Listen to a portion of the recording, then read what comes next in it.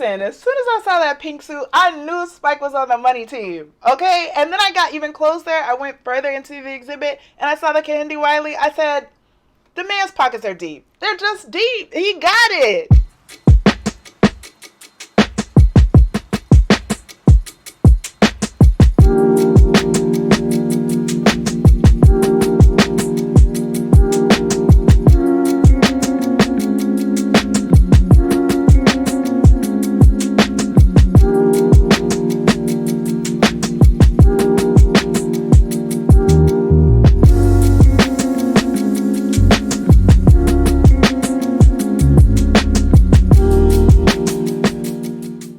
Hey Black Stars! Today I am reviewing Spike Lee Creative Sources, which is an exhibit that was at the Brooklyn Museum.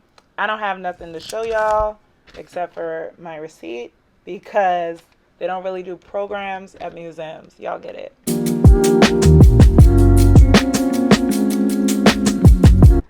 Okay, so we're dedicating today's episode to the first black ever movie director, the person who's credited as being the first black movie director. Who knows, it could have been somebody before him, but his name is Oscar Micheaux, and he was one of the few black homesteaders. He moved west during westward expansion when people were like, we're going to the west, we're going to see if there's gold out there, we're going to start farms. He said, I'm going.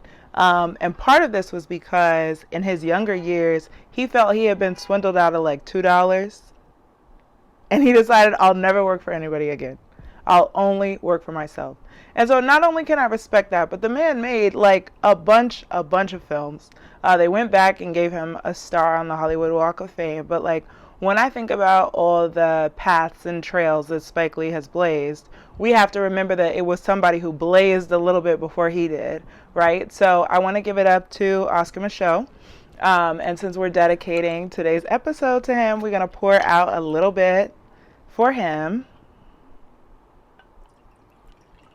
to thank him for his contributions to black art and black excellence and black brilliance. And we'll just set that right there for him.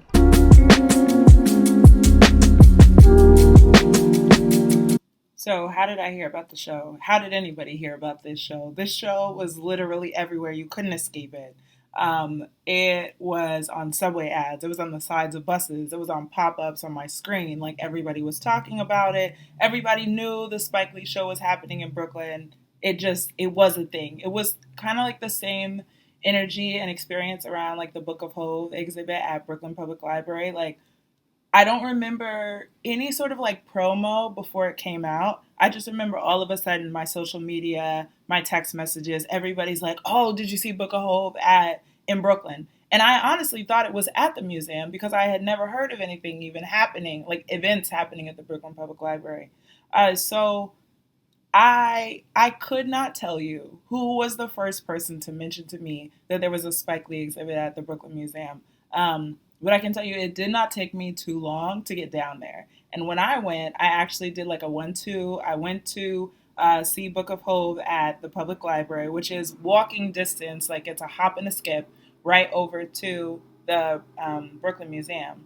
Now, when I was at the Brooklyn Museum, there were a lot of other great shows, but that is not, I'll just name them, but I won't go into them because that's not what this video is about.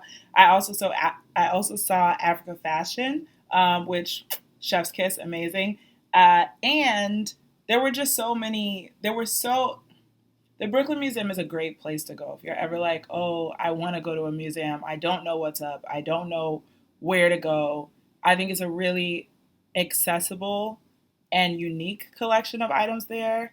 You're always going to see something interesting. You're always going to see some interesting people, even if you just want to people watch. The Judy Chicago table, the Brooklyn Museum is a great museum, and I'm a member, so so come hang out with me there.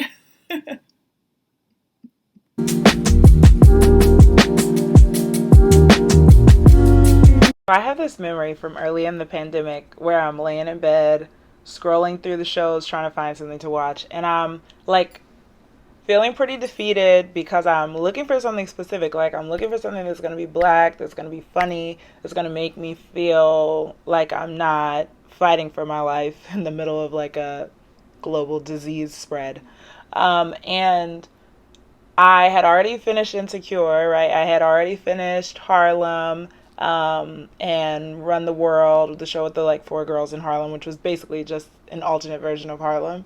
And I came across a show that had like a black person on the cover, so I click it, and it's called Pause with Sam J. Now, I had seen Sam J's stand up, so I was like, oh, like this could be interesting. What's this show about? And the first episode, there was like, it was like a house party. Like Sam J had invited all these people to her house, and it just very much felt like what I was missing as a result of being like quarantined, as a result of being like sequestered, trapped inside. It was all these people standing in the kitchen and like red cups, a spades table, like macaroni and cheese in a full pan, and like I loved those scenes in the show because I felt like I wasn't in my reality, right? But I was there with them. And they would have these loud discussions where they really were talking over each other, and it felt super real. I will say one way it differed from like my house party experience to the show was like Sam J would also have like people of other ethnic backgrounds in there. It wasn't all black, but I was like, that's fine. Like to each their own. And it just felt so New York. It felt so much like the before times, and it was very comforting. So of course I decide I'm gonna watch them all. I'm gonna binge them right now because I needed that. I needed that like connection with other people. And one of the episodes it was entitled Coons. I've since gone back and like figured out what year was this, what was the name of the show. But I remember the red cups like in my own head. So in the episode called Coons, the question they were discussing at the party was, is Spike Lee a coon? And when I tell you, if I had been in the room, if I had actually been in the party like I felt like I was, I probably would have had to leave. Because it had never occurred to me to ask a question like that. I've been a Spike Lee fan, I can't say since birth, but like it's been a long time. I've been been in this for a minute, right? Like I remember seeing Crooklyn as a kid. I remember seeing School Days before I got ready to go off to Hampton. Like back when Netflix would send you DVDs, I was looking for like Spike Lee joints. I was watching Spike Lee joints, and I was watching Def Poetry Jam. I was getting the DVDs sent to me in the mail because I was like, I want to be a part of the culture, right? So this is how I ended up here. It's not a surprise to anyone. But they're having this discussion about Spike Lee being a coon, and I'm shocked. I'm flabbergasted. I'm bamboozled, led astray, right? Watching this go down, because I'm like, are we talking about Spike Lee, the Spike Lee? And I have a little list, right, of what Spike Lee, how I would describe him, right? Like, he is a prolific and consistently overlooked black filmmaker. And what I mean when I say that is like, he is the Beyonce of the Academy. Jay-Z just told y'all, like, how does it make sense that Beyonce has the most Grammys out of anybody, but she hasn't won Album of the Year? How is that possible? And that's how I feel about Spike Lee. How could he have made all of these films, had such an impact on the culture, but like we still don't talk about him next to Spielberg. We still don't talk about him next to Scorsese. Like, I don't understand how that's possible. So, prolific filmmaker, everybody's favorite Brooklyn uncle. If you live in the city and you've ever been to Spike's block party, the Michael Jackson Prince block party, at the end, after he's had a few nutcrackers, he'll get on the mic and he'll start just telling stories. Like, it's borderline Uncle Grandpa. Like, because he'll go off on a tangent on these stories, but everybody stands there and listens because he is an elder, right? He deserves respect, in my opinion. The man is also the Knicks' #1 fan. And if we can't ride for him in the way that he rides for the Knicks, what are we doing? What are we doing? Like, where's the loyalty? He's also a Morehouse man, right? And none of the men who went to Morehouse will let you forget that they went to the same school as Spike Lee, right? And one of my favorite things about Morehouse men is you can always tell a Morehouse man, but you can't tell him much. I know they're not going to like that, but that just proves my point. That's who they are. So in my head, I'm like, how could the man who untangled interracial dating in Jungle Fever, who promoted women's sexual agency in She's Gotta Have It, who critiqued colorism and the violence of Greek life, y'all don't want to talk about that, but critiqued colorism, y'all want to talk about that, but also the violence of HBCUs, that like the Greek life violence, the hazing in school days. He gave black heroes the biopic treatment before that was even a thing, right? Like before there was Ray, there was Malcolm X. And he made a film that is timeless in the sense that anytime we're talking about interracial violence, anytime we're talking about race riots, you can turn on Do the Right Thing and it's like the movie could have been made today, right? It could have been made during Trayvon. It could have been made in the aftermath of Mike Brown. It could have been made the summer of 2020. Like, he has made a timeless piece of work. He has made timeless piece of works time and time and time again. Also, in his movies, he talks, like, when he pops up in his movies, it's one of my favorite things because he always plays some clowny character. He always has like lines that rhyme. And one of the things that he's often saying is like, no buffoonery. So for someone to say Spike is a coon, Spike is a buffoon, I can't wrap my head around it. Like, I have to make space in my heart to even hear the argument that he is potentially more of a discredit to the race than a credit. So I have to say up front that like it was a very slim chance of me walking into this show and saying, this isn't art. Spike Lee's whack. He's a clown. It just wasn't going to happen, y'all. Chances are I was going to walk in and love it. And I won't tell you whether or not I did, because that's the whole point of this review. But like, I have to open my heart up to even hear somebody to fix their lips to say Spike Lee is a coon. So until I'm invited to Sam J's next party, I'll be preparing my bullet points. And I will say that one of the other things that struck me about this conversation was like I felt uncomfortable because remember, I'm imagining I'm in the room. I felt a certain discomfort around the fact that they were having this conversation about critique of Spike Lee in a mixed race group. Now, artists have every right to critique other artists, and the audience has a right to critique the art.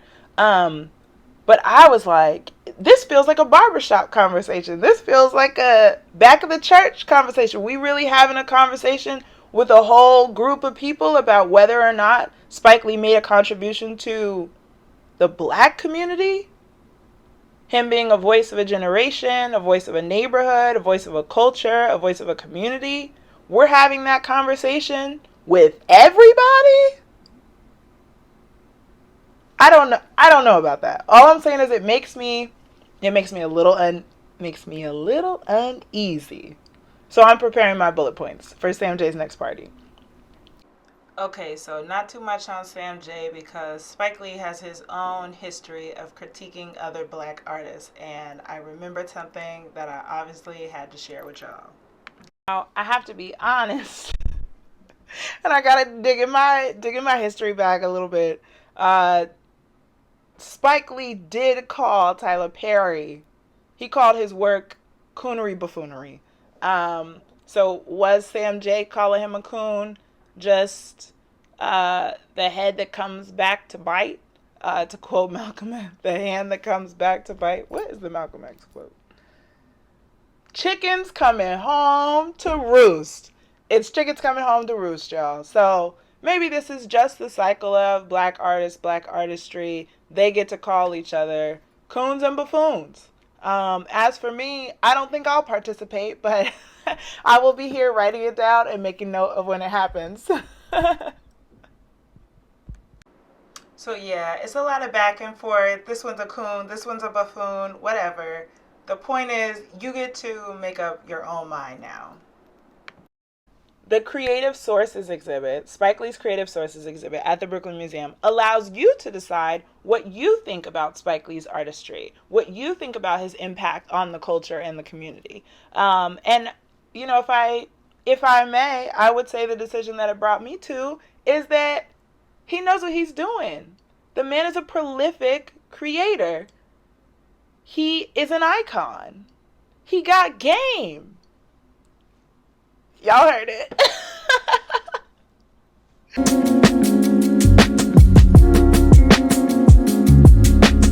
So anyway, the artifacts in the show, they're separated into some categories, right? And it's 7 rooms, and the names of the rooms are Black History and Culture, Family, Brooklyn, Photos, Cinema History, Music, and Sports. And so those things are listed as his creative sources, right? His inspiration.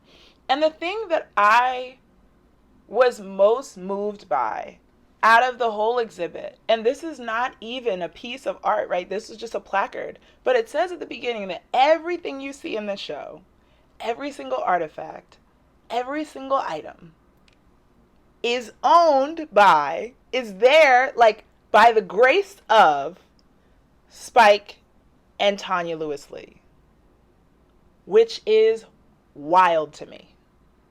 Because it's enough to fill 7 museum rooms, right?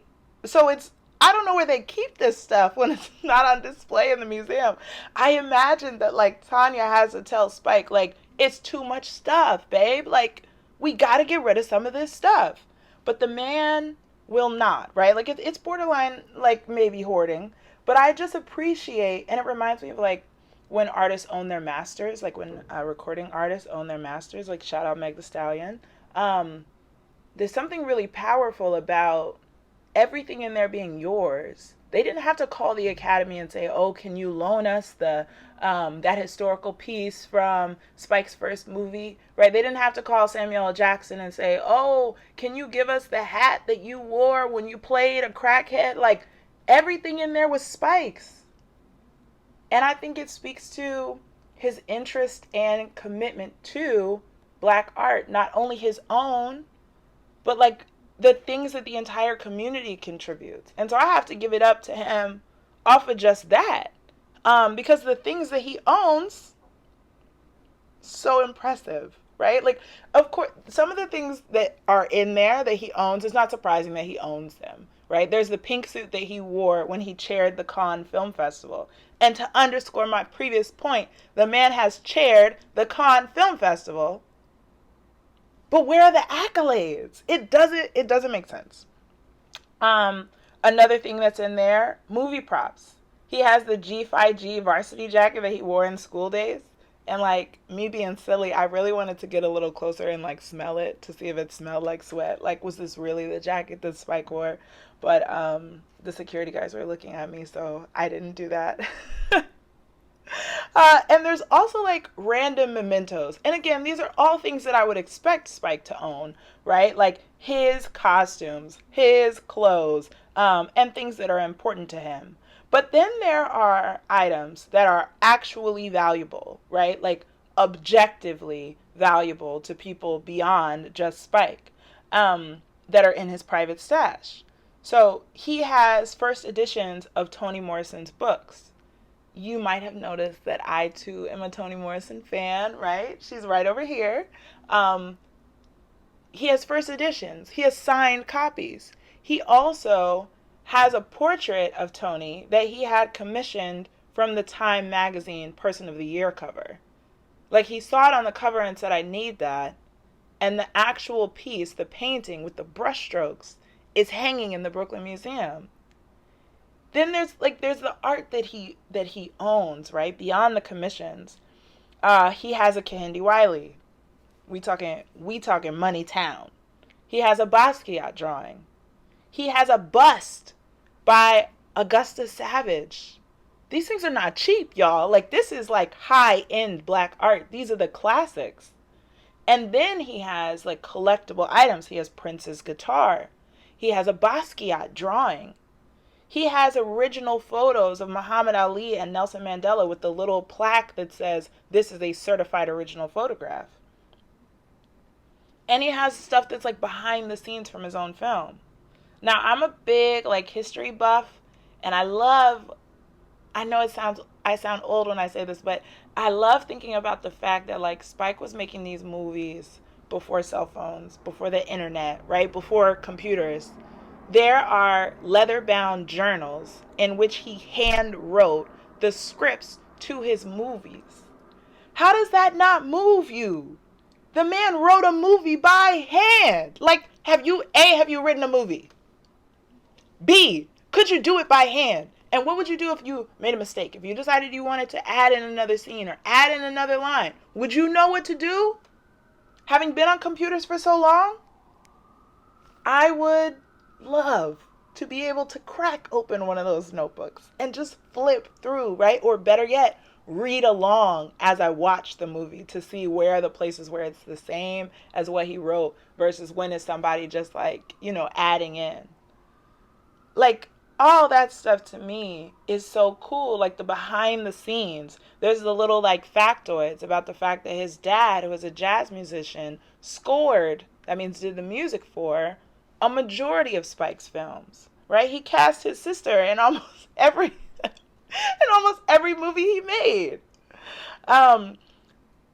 There's the fact that Rosie Perez's opening dance scene in Do the Right Thing to Fight the Power took 8 hours to film. Now, when I told my homegirl this, she was like, okay, but Rosie wasn't dancing that hard for 8 hours. Like, they weren't really dancing back in the day. But I want you to know, I sat and watched. They don't play 8 hours, right? They just show the cut that they actually used for the movie. But I sat and watched it, and I got tired just watching Rosie. So the fact that they had Rosie dancing from sun up to sundown, and they said, okay, run it again, Rosie. 5, 6, 7, 8. I don't know what Spike was looking for. I don't know why it took so long to get all 8 hours, like why it took 8 hours to film that. But like, those are the little things that I want to know about an artist's work. And you often don't get the chance. Not every director will get an exhibit, right? Not every director will have enough things in their own personal collection to put together to make a show. So I think overall, one thing that stuck with me, beyond the fact that he owns these things, when you get into some of what he owns, like his mementos, that adds a whole nother layer of it. So first I have to make like just a little joke, and then I'm going to get serious again. But like one of the mementos that he has is an inmate card signed by Michael Jackson. Okay, so let's dig into that. Michael Jackson, pop artist, arrested and put in prison, jail? I'm not going to get into the details. But when you go into these institutions, you have like an ID card. It said inmate card. It had a picture of Michael Jackson. Michael Jackson had signed it. Now Spike owns this. Why? It didn't say. It's one of my questions for Spike, right? Is this cool to you? Or it was like, oh, I want to have it so nobody else can have it, or you bought it at an auction? The world may never know. But there's mementos like that. But then there are mementos that I think are very sentimental. And what I'm really touched by is the degree of reverence that Spike, as big as he is, has for other artists, other filmmakers, right? Like the whole cinema history section was filled with posters of films that were not his films, other people's movies that really shaped the way that he sees their art, and getting those things signed. There's the signed game tickets. Like he'll go to a Knicks game and have the players sign his ticket. The movie posters that are signed, the artwork, the personal letters. All of those things, they're so sweet to me because I have this image in my mind of Spike walking up to someone who's his contemporary, or possibly somebody who is like sub to him, and like being a fanboy and asking them like, can you take a picture with me? Can you sign my game ticket? Like, I find that so endearing. There is a photo, and this one is like a famous photo. People who have probably seen it without going to the exhibit. But there is a photo of Michael Jordan putting his elbow on top of Spike's head. Like, you gotta really look up to somebody to let them sun you like that, right? You have to be able to make fun of yourself, and like take yourself seriously enough while also being flexible enough to make fun of yourself that like, yeah, I'm gonna let this other grown man put his elbow on my head and lean on me like a footstool. I don't understand how you can't how you can't love that. And so when I was standing in that exhibition, uh, I felt immersed in like not only Spike's legacy, but the legacy of black art because he's very aware of the tradition that he is born out of. And it was nice to be able to see the man behind the lens. Now, don't get me wrong, Spike will hop in front of a lens in a minute.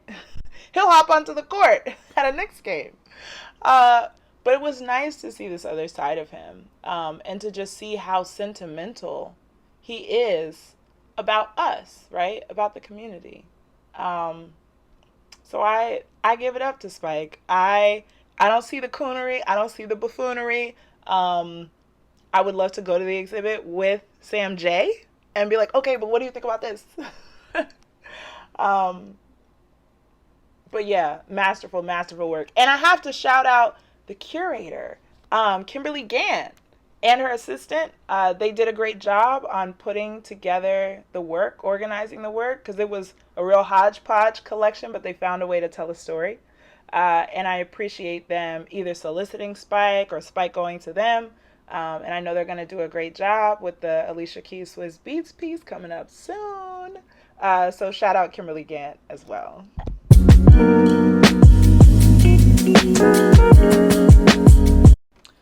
All right, so it's time for my review of Spike Lee creative sources. Now, let's start with who would I take to this show? I would take Sam J. Just kidding. I mean, if she wanted to come, I would take her. I would take anybody from Brooklyn. I would take anybody who's interested in film. I would take a Morehouse man. I would take a very classy Spelman lady. I would take anybody who went to an HBCU, to be honest with you.